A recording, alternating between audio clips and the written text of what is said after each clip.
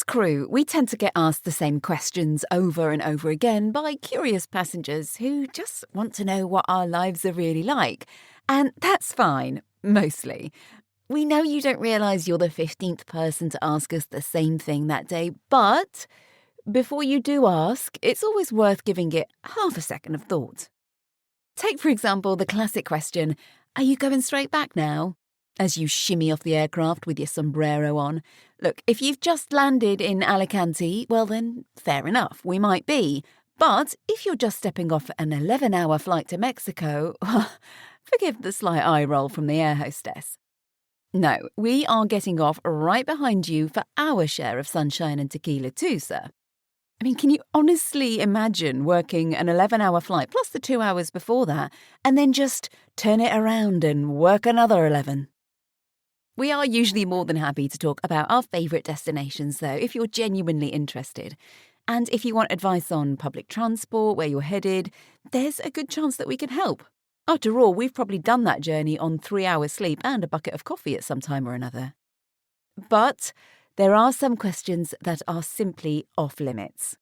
Not because we're being awkward, but because we genuinely can't answer them even if we wanted to. Security procedures, flight deck access codes, and, my personal favourite, so which hotel are you staying in? Like I'm going to tell you that, sir. Imagine being stalked at your hotel because you've told 56G where you stay and he's got a thing for you. This actually happened to me and it was weird. No, we can't tell you that because sometimes we couldn't even if we wanted to, because we honestly don't know. We don't know because we have stayed in so many hotels that every room has merged into one. Same beige weird patterned carpet, same white sheets, same view over a car park. For a short layover, we check in, fill the hours we're allowed to be human, and then check out again without ever registering the name above the front door. Which brings us to the donor of this week's story. A past crew member who found herself in a rather awkward predicament when not knowing the hotel name became a very real problem indeed.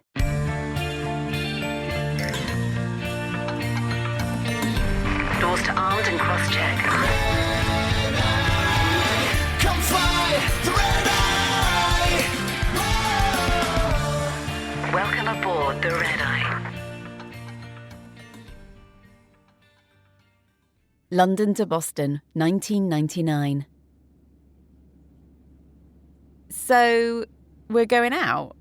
Properly? Jade grinned. And even though Mel could feel her stomach sink, she also felt herself folding. Oh, but I've got nothing to wear, Mel tried, weakly. I've got a spare dress. But I don't have any shoes. I've got spare shoes too. Same size, remember? Ugh. And just like that, she gave in. She and Jade were old friends. They'd survived training together 2 years ago and had done a handful of London nights out since. But Boston was meant to be different. This was a chill trip.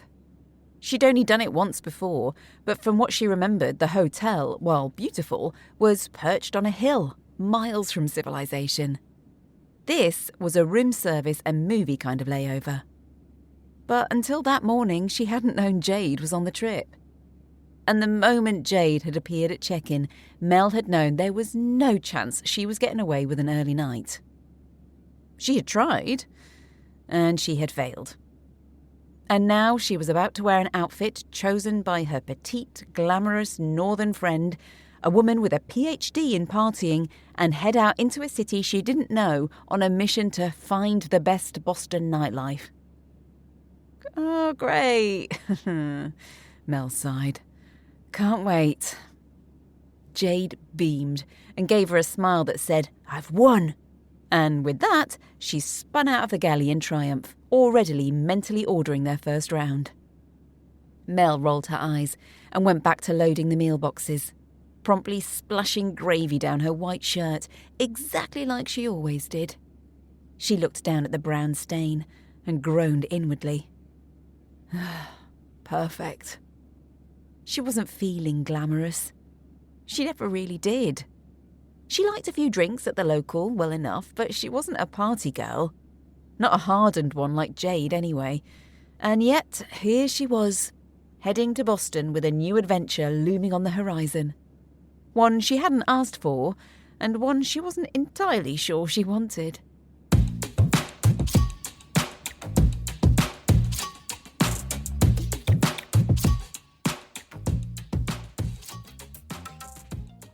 "Oh, that looks beaut on you," Jade said.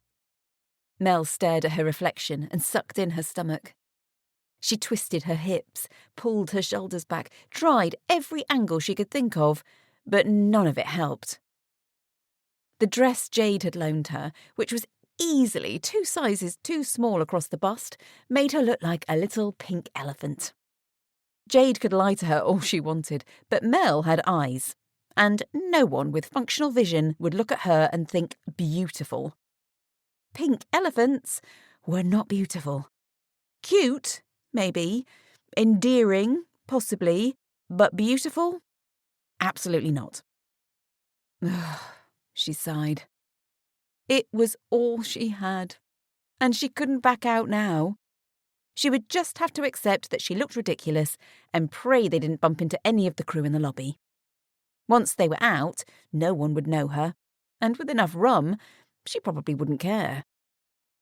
Thankfully, she'd brought some of that rum with her, liberated from the aircraft, and it was a good job she had because Jade was taking an eternity to get ready.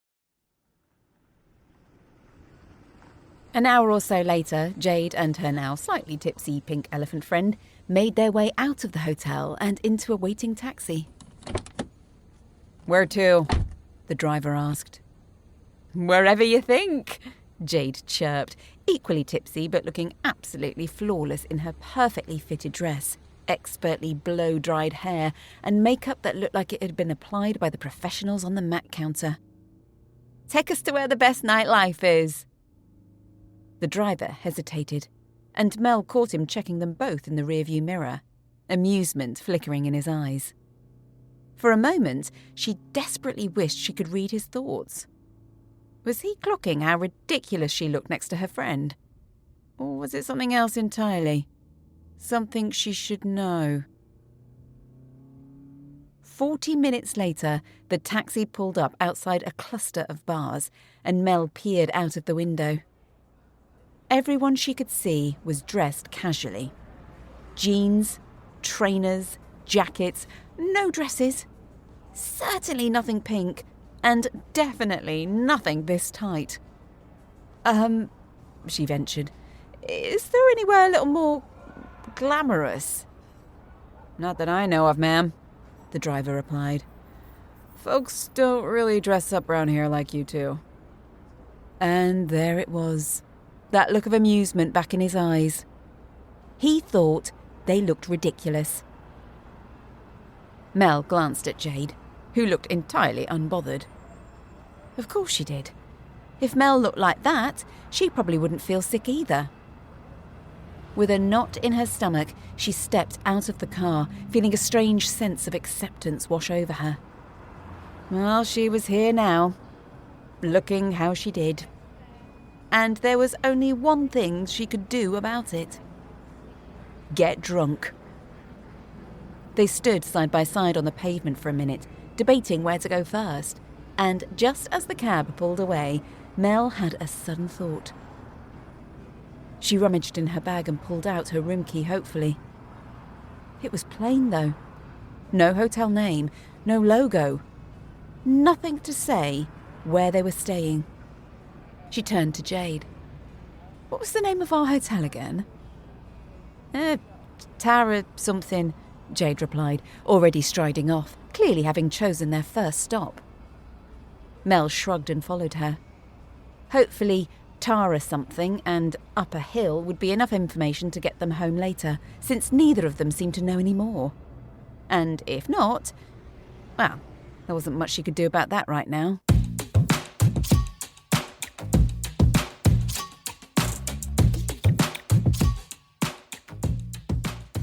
The bar was a proper dive. But of the 3 of them they'd been in, it was the best that they'd found. One long wooden counter ran the length of the wall, propped up by single, middle-aged men who looked like they'd been holding it up since the beginning of time. A handful of younger people huddled in small groups, and absolutely no one was dressed for a night out in heels and short tight dresses. It was, without question, not the place for two glammed-up Brits. But it was the only place still open, and the barman liked them. Really liked them. He poured drinks so strong they could have stripped varnish off the tables, and after the first few, Mel stopped caring quite so much about her pink elephant aesthetic. And there was a band. A rock band, probably, loud and shouty, not something either of them would have actively chosen, but Mel didn't mind a bit of air guitar now and then. And Jade, for all her glamour, seemed to have abandoned any hope that her appearance was going to do her favours tonight. She was dancing like no one was watching, which was good, because no one really was. By the early hours, having met every strange character in the city and made friends with a couple of lads visiting from Ohio who had just left before them, they spilled out onto the pavement, grinning like idiots. It hadn't been the night they'd expected, but in some ways that had made it better. They waited for a taxi. And waited. And waited some more. Slowly, it dawned on Mel that taxis here might not cruise past every 30 seconds like they did in London. She looked at Jade, whose head was now gently lolling from side to side, a clear sign that she was well past the point of useful conversation. "Perhaps," Mel said carefully, "we should ask the barman to call us one?" Back inside, the bar had thinned to almost nothing. Mel leaned over the counter. "I don't suppose you could call us a cab?" "Sure," the young barman said. "Where to?" Mel hesitated. That hotel on the hill? Tara something?" He frowned. "Tara something?" he repeated slowly, looking upwards in thought. Then he turned to the man who had been glued to the bar all night. "Hey, Joe, you know a hotel up on the hill called Tara something?" Joe shook his head and took another sip of his whiskey. "Nope." Mel tried again, ignoring the slight panic in her chest. It's a big hotel. I think there's a golf course nearby." The barman shook his head. "Sorry, I didn't grow up around here," he apologised, and went back to polishing glasses. They stepped back outside. Along the street, a few people were stood around. Still overdressed and now carrying Jade's ridiculous heels in her hands, Mel took a deep breath and summoned up all of her courage as she approached one after the other, asking the same question she'd asked the barman. "Tara something up on the hill?" But no one knew. Or they were too drunk to care. By the time they reached the end of the street, Mel felt that horrible, sinking feeling settle properly in her stomach. They had to get back to the hotel. That was the only acceptable ending to this story. She squinted up the road and spotted a glowing sign in the distance, recognising the logo of the 24-hour stall. "Let's try there," she said, pointing it out to Jade. They could ask the shopkeeper, and they were bound to know. And if not, then she could buy a phone card and call someone who might, even if she had to call crewing. Well, they just couldn't stay out there all night, especially her, dressed like this. They headed toward the light, hope dangling by a very thin thread. In the shop, there was a small line of 3 or 4 people at the till, and so Mel headed down the aisle. She was hungry, she realised, and could probably do with something to soak up the rum. Jade followed her, and they each chose a bag of crisps for the journey they would be having soon enough. "Hey! Oh! Give me all your money!" The commotion happened so suddenly that at first, neither of the girls registered it as danger. A shout came from the front of the shop, and a muffled scream quickly followed. The 2 girls turned at once to look back up to the tills, where a man with an angry face was pointing a gun directly at the shopkeeper. They froze. Neither of them had seen a gun in real life before, and the two of them stood, rooted to the spot, as he shouted for the cashier to hand over the money. Without turning her head, Mel reached out for Jade's arm, holding it firmly. The man shouted again, Ow! louder this time, and she saw the cashier's hands shaking as he opened the till. The gunman never turned around. If he had, he'd have seen a small pink elephant and her overdressed friend standing rigid at the far end of the aisle, clutching crisps like lifelines. They didn't move. Neither of them even dared to breathe. And then he was gone. Disappeared into the night. Just like that, they had been in an armed robbery and survived to tell the tale. It was surreal, thought Mel as she tried to process it. She felt like she'd just watched something on a screen or something, or that it hadn't really happened at all. She felt surprisingly calm, she realised, turning to Jade and realising that she couldn't say the same about her. Jade was visibly shaking. She could see her shoulders trembling, and tears were running down her face, leaving streaks of mascara in their wake. At the front of the shop, she could hear the cashier calling the police, his voice high and urgent, and she put her crisps back on the shelf, gently taking the pack from Jade's limp fingers and putting them back too. She wouldn't bother the cashier with them right now, she decided. She took Jade's hand and led her up the aisle to where a small group had gathered. She opened her mouth to ask them about the hotel, but then decided against it. No matter how much she needed the answer, she knew when there was a time and a place. And this wasn't it. They could hear sirens somewhere in the distance as they walked back into the street. For a moment, Mel wondered if they should stay there and ask the police for directions when they arrived. But then she thought better of it. They were witnesses. And if they got dragged into giving statements, they could be held up all night. And their flight home was in 12 hours. She pictured them being dropped off at the hotel by police, looking like this, and bumping straight into their crew checking out. Nope. They needed to leave here, now, she decided, tugging at Jade's arm to make her follow. Mel turned and looked at Jade as they walked quickly. She was still sobbing, and her eyes were full of fear, and Mel knew in that moment that if they were ever going to make it back to the hotel, it was down to her to make it happen. Along the road they continued. Mel asking everyone she saw the same question, even asking the homeless guy on the corner, but he couldn't help them. Neither could the man closing up the Chinese restaurant, the lady staggering into her apartment building, or the delivery man idling on his motorbike. Nope. It seemed like not a single person in Boston knew where they were staying. Well, not any of those who hung out this late at night anyway. And all the while she had to keep reminding herself that there was an armed robber on the loose. Not that she'd much worth stealing, but 2 British girls in 2 short, too tight dresses walking around the streets in the early hours were asking for trouble, weren't they? Ahead she could make out some bright lights, the front of a big building that was lighting up the pavement outside. She picked up her pace, tugging Jade along with her, and then sped up even more when she realised what it was. A hotel. Relief hit her so hard she almost laughed. If anyone was going to know the name of their hotel, surely it would be the staff in this one. And if they didn't, she thought, forming her backup plan as she marched towards it, she was going to sit herself down in one of their lobby chairs and wait for someone who did. Her feet were sore.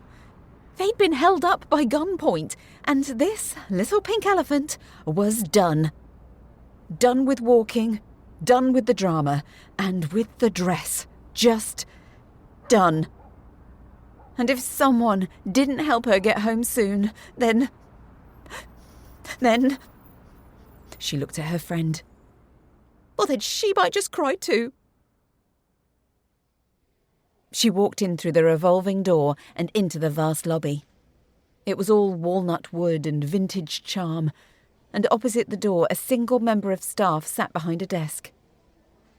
She looked at them with that vague curiosity that said that she'd seen it all before, but not this exact scene. Mel let go of Jade's hand and walked quickly over.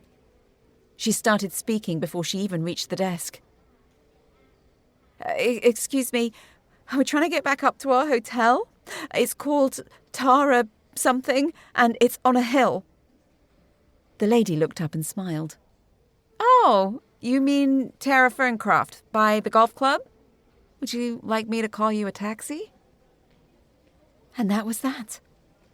It all suddenly seemed so simple when just now it had been impossible. The receptionist called them a cab without asking another question, as though lost, overdressed flight crew appearing at 3 o'clock in the morning was an entirely normal occurrence. Jade's tears slowed and then stopped altogether. And once Mel was sure her friend was no longer on the verge of complete collapse, she leaned on the desk and asked casually if the bar was still open while they waited. It wasn't, apparently. But when Mel quietly mentioned the armed robbery, 2 glasses of rum and coke appeared, as if by magic. They accepted them gratefully, finishing them just as the taxi arrived.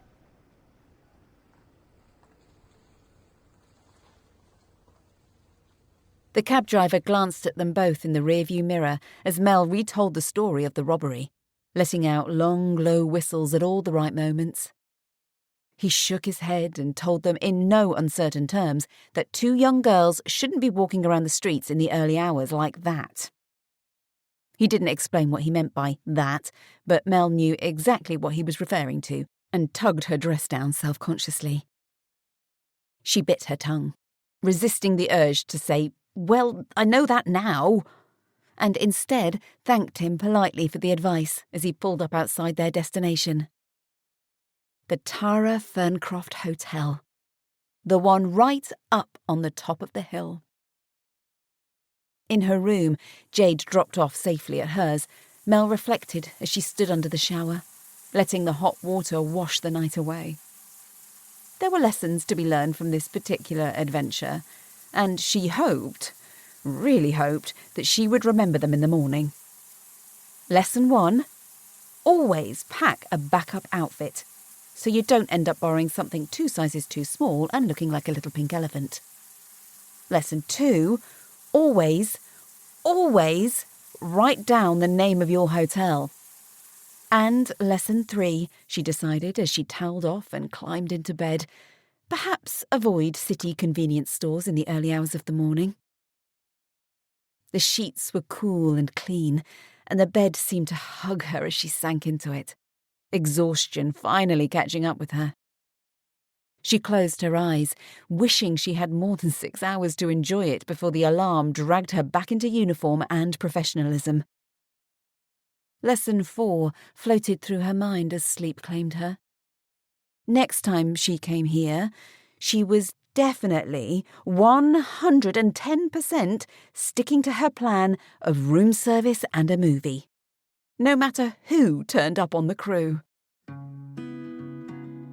The Red Eye podcast is written by Kaylee Kay, narrated and produced by me, Ali Murphy. These stories are based on true events, but certain details, characters, and timelines have been altered to protect the innocent. Visit our website, theredeyepod.com, to subscribe to our newsletter and to find out details on how you can contribute your story for us to turn into an episode. If you enjoyed listening to our stories, please like, subscribe, and review. Thank you. Thank you for listening to the Red Eye podcast. You guys are why we do this. We love the stories that you have, and we love telling you the stories that people share with us. To help us reach more people and get the podcast really out there, we would really appreciate it if you left a review. It just helps our podcast be a little bit more visible. Thank you.